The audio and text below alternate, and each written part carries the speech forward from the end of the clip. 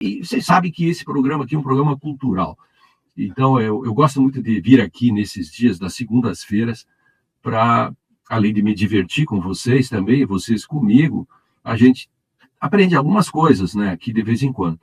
Então, o Humberto Eco, em 92, ele foi fazer um curso de verão, ele foi lecionar as lições de outubro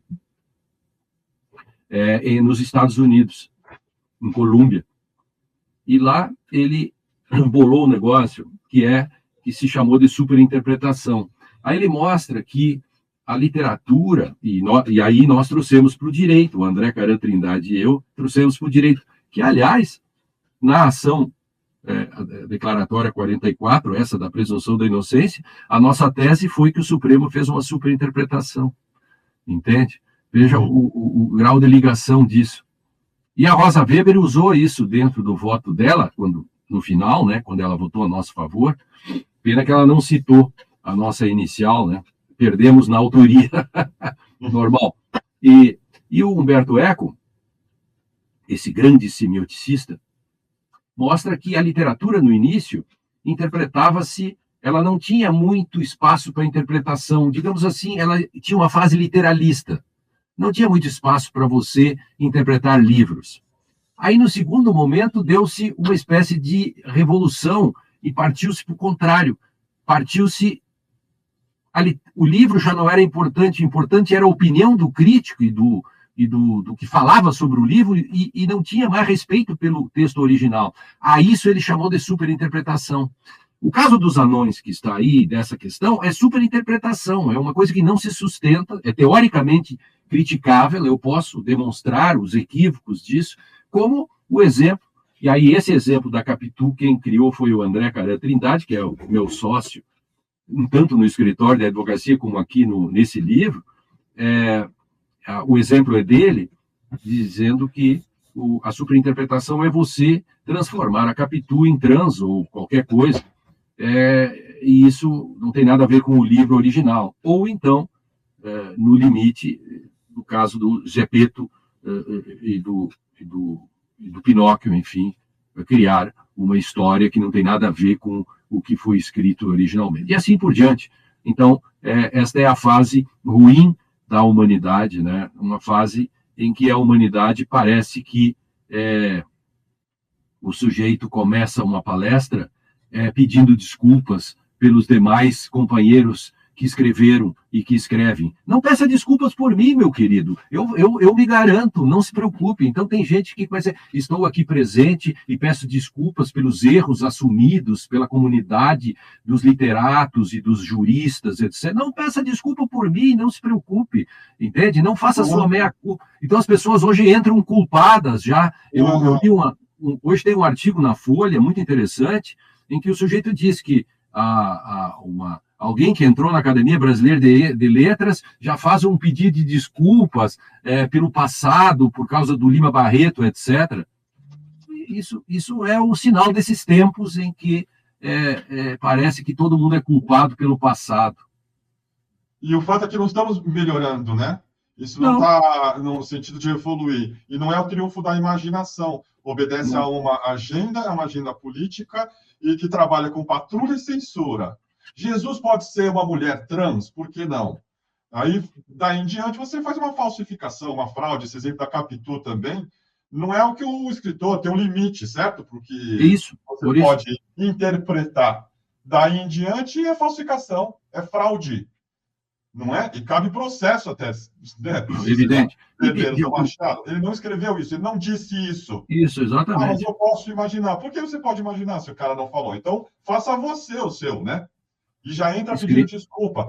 E negócio de pedir desculpa te interromper, mas tem uma peça com o Tony Ramos que ele passa, sem brincadeira, 15 minutos pedindo desculpas pelos crimes contra as mulheres. Você não entende uma hora por que está pedindo tanta desculpa. Você quase pega o Tony Ramos no colo. Mas ele vai pedindo desculpa. 12 mulheres estupradas no Gabão, desculpa. Você quer desculpa. Você fala, o que está acontecendo aqui? Nada. Estão obrigando o Tony Ramos a pedir desculpa por mim, mas ele não fez nada. É uma loucura. É uma loucura. Bem isso. Tem um artigo na Folha hoje que é escrito, já te acho aqui, o artigo da Folha de São Paulo. Academia, é ABL, Lima Barreto, é isso? Isso. Está aqui, eu já te passo. Ó. Aqui, ó. Academias populistas. Tá. Ato de contrição permeia a política dos novos intelectuais públicos. Marcos Lopes. Achei aqui, estou vendo. Professor de literatura geral e comparado na Unicamp. A Lilia Schwartz pediu desculpa por ter criticado a Beyoncé. Como assim? Vergonha. Isso, exatamente. Uma vergonha. E pede desculpa em nome da comunidade acadêmica e dos, né? Como você disse, não precisa. Peça a você, né? Eu dispenso qualquer tipo de. Eu não dou procuração. Você não me representa. Vai. Essa questão.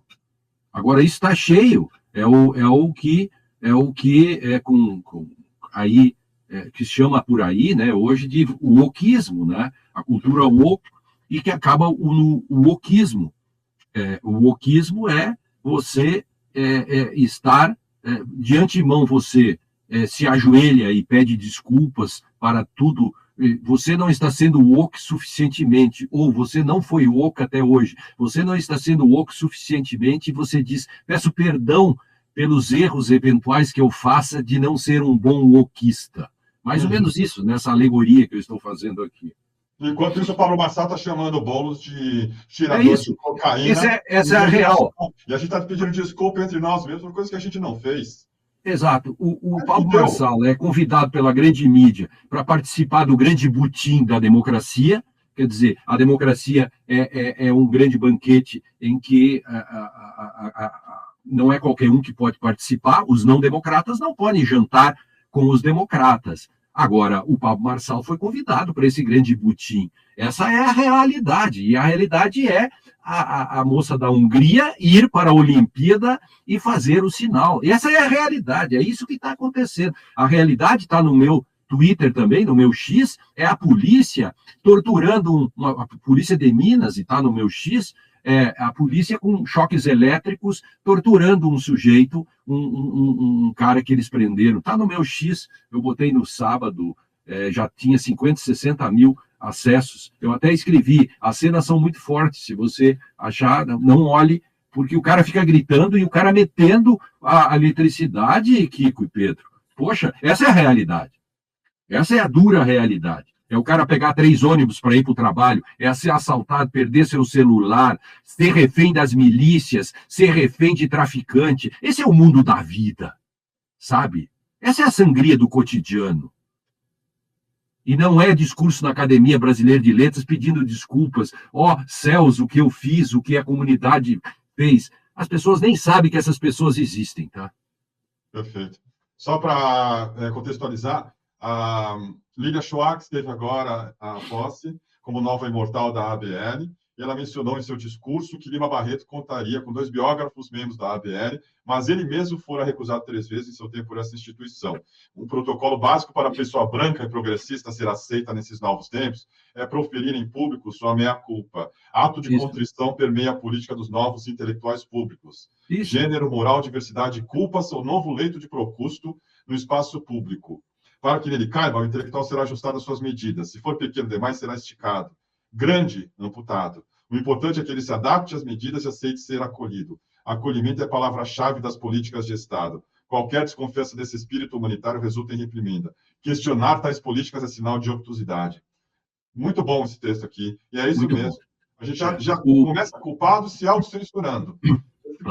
Eu vou citar só um exemplo. Lolita jamais seria escrito hoje. O outro dia me perguntaram se o Nabokov era pedófilo. Eu expliquei, não. O personagem dele, o professor Humberto era pedófilo. E assim vai. Mas não estamos ficando melhores, estamos ficando mais burros, aliás, porque a gente está perdendo a capacidade de debater. Uma amiga estava contando dos livros que ela está recomendando para os alunos. E ela é professora de literatura. E todos os livros obedecem a um critério woke. É uma professora peruana trans que escreveu um livro que está vendendo muito. Mas do que fala? Da procura dela pelo passado do avô alemão. O livro é bom? Isso não importa. O que importa é que ela é uma professora trans peruana. Aí você fala, estamos fodidos.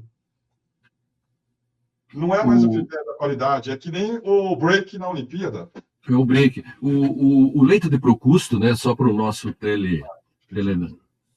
ouvinte, o leito de Procusto é uma lenda, né, que é usado na psicanálise e na filosofia, né? Procusto era um rei que tinha um castelo no deserto e ele dava guarida a todos os viajantes que por ali passavam, porque ele era o único castelo, né? E ele dava comida, bebida e mulheres, homens, tudo que as pessoas queriam. O Procusto era nesse sentido, um perfeito hostess. A grande questão é que cada um que por lá passava tinha que dormir no seu leito. E ele botava a pessoa no seu leito. Se ele era menorzinho, não era muito... Ele botava numa máquina para espichar ele. E quando ele era muito grande, ele cortava um pedaço das pernas. Esse é o famoso leito de Procusto. A cultura woke hoje, que o autor esse está dizendo da Folha, mostra um pouco de como a cultura woke, o wokismo, é um leito de Procusto. Entende? Você tem que se adaptar a isso, deitar no leito de Procusto. Por isso que essa é uma questão bem procustiana mesmo, sem dúvida. Eu usava muito, há 20, 30 anos atrás, tem textos meus que eu falo do famoso leito de Procusto. Né? É você se adaptar a isso e fazer caber, isso. É isso? Uhum. Exatamente. Você tem que entrar dentro da gaveta correta para não ser cortada seu pedaço da perna